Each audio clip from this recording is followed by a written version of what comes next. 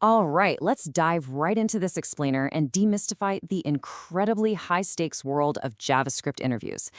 Because, whether you're gunning for a front-end, full-stack, or back-end node role, the landscape has completely shifted. Today, we're going to arm you with the absolute ultimate toolkit by tackling the most frequently asked interview questions. We'll build up a rock-solid grasp of core engine fundamentals. And then we're going to blend that with the cutting-edge ES2025 and ES2026 features. That modern knowledge, that's going to act as your ultimate flex in the interview room. So to really understand why this matters, we just have to look at the stakes. Top JavaScript developer salaries have literally hit $171,600 annually in the US, and Node.js specialists are averaging over $142,000 a year. I mean, JavaScript is no longer just some simple scripting language you use to add a few bouncy animations to a web page, right? It's this massive, highly lucrative, full-stack ecosystem. Mastering it is quite literally a career-defining move. Okay, so here's our roadmap for today. 1. JavaScript interviews in 2026. 2. Fundamentals, closures, and hoisting. 3. Mastering the event loop. 4. Modern magic, ES 2025 features. And 5. Looking ahead, ES 2026 features. Let's kick things off with Section 1, JavaScript interviews in 2026, the current landscape. So why does JavaScript still absolutely dominate the industry? Well, with 16.5 million developers globally and TypeScript sitting at #1 on GitHub, we're looking at a deeply mature, stabilized ecosystem. Think React, Next.js, Vite. And because of this stability, interviewers in 2026 care way less about those obscure, annoying trick questions, like what happens when you add an array to an object. And they care far more about your grasp of deep, underlying architectural fundamentals. Moving right along to Section 2, fundamentals, closures, and hoisting, otherwise known as the gotcha traps. Okay, so here's a classic, frequently asked question. What is hoisting? Now, they don't just want a textbook definition here. They really want to see if you understand how the engine compiles code before executing it. Hoisting is the engine's behavior of moving variable and function declarations to the top of their lexical scope during that very first compilation phase. But listen, there is a massive trap here that catches people out all the time. This perfectly illustrates that trap. A lot of candidates will just casually tell an interviewer that let and const aren't hoisted. Well, actually, scratch that. That is completely incorrect. They absolutely are hoisted, but unlike the legacy var keyword, which gets initialized as undefined, let and const remain uninitialized. If you try to access them before their actual declaration line, the engine throws a reference error. That gap between entering the scope and hitting the declaration, that's called the temporal dead zone, or TDZ. Casually dropping temporal dead zone in your interview will instantly score you points. Plus, it makes you sound like you're starring in a sci-fi movie. Next up on the greatest hits list is the universally asked question, can you explain a closure? Closures are literally everywhere in JavaScript, and interviewers love to test if you know how nested functions preserve state. Basically, a closure happens when an inner function closes over and remembers the variables from its parent function even after that parent has completely finished running and returned. But here's the trick. Don't just give them the definition. Give them the so what. You can easily impress them by explaining that closures are the secret sauce behind data encapsulation, which is how we create truly private variables. You can also mention they're the foundation for factory functions and for memoization. Memoization is just a technique where we use a closure to cache the results of super heavy, expensive computations, so we don't have to do the math twice. It's a huge performance win. And real quick, before we leave fundamentals, we gotta talk about equality. Loose equality, with 2 equal signs, tries to magically convert types to make them match before comparing. That's called type coercion. Strict equality, with 3 equal signs, compares both value and type. The industry standard is strict equality because it prevents those deeply unpredictable, maddening bugs caused by automatic coercion. Always, always tell your interviewer you default to strict equality.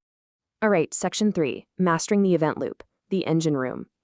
Now, if you really want to prove you have a true architectural understanding, like if you want to show you have 10+ years of conceptual experience, this is exactly where you do it. JavaScript is strictly single-threaded. It has one call stack, meaning it can only execute one piece of code at a single time. So the ultimate interview question becomes, how does a single-threaded language efficiently handle massive asynchronous workloads, like fetching data, reading files, running timers, without just completely freezing the browser? The answer is the event loop. Think of it like a brilliant triage system. First, it executes all the synchronous code on the call stack. Then, when it hits something asynchronous, it offloads that work to the browser's web APIs to process in the background. And when those background tasks finish, their callbacks don't just shove their way back onto the stack. They get placed into specific waiting areas called queues.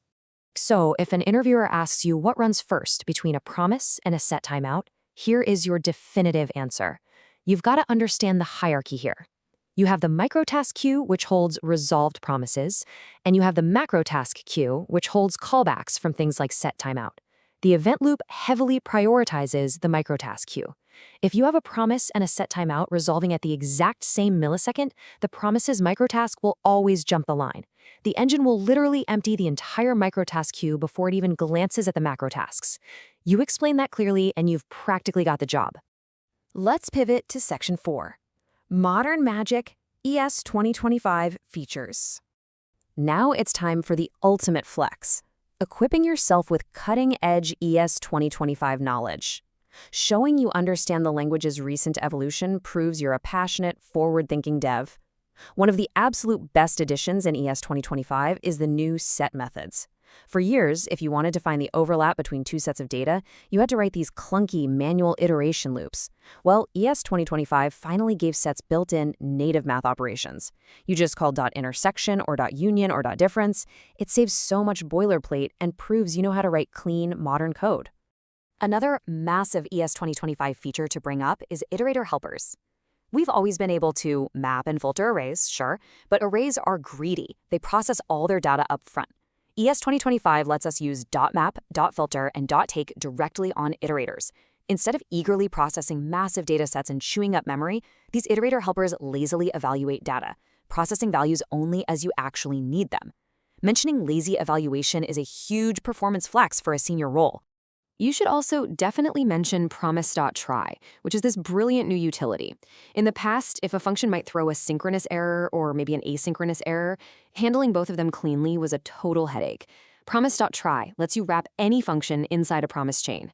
That means it seamlessly catches both sync and async errors in a single unified .catch workflow. It is just so elegant. Finally, Section 5. Looking ahead, ES2026 features. Let's look at the absolute frontier. If you want to leave a completely unforgettable impression, drop some knowledge about the ES2026 features officially scheduled to ship in June 2026. First up is the Temporal API.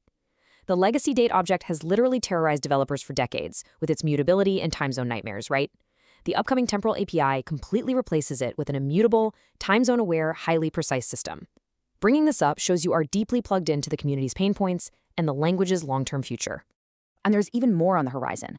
Throwing in knowledge of the new using keyword for automatic memory cleanup when a variable goes out of scope, or mentioning math.sumPrecise for highly accurate floating point additions in financial apps. That will instantly mark you as a top-tier candidate who is already preparing for tomorrow's codebase. By mastering these timeless engine mechanics, like the event loop and the temporal dead zone, and pairing them with modern feature sets from ES2025 and ES2026, you are perfectly positioned. But I want you to ask yourself this.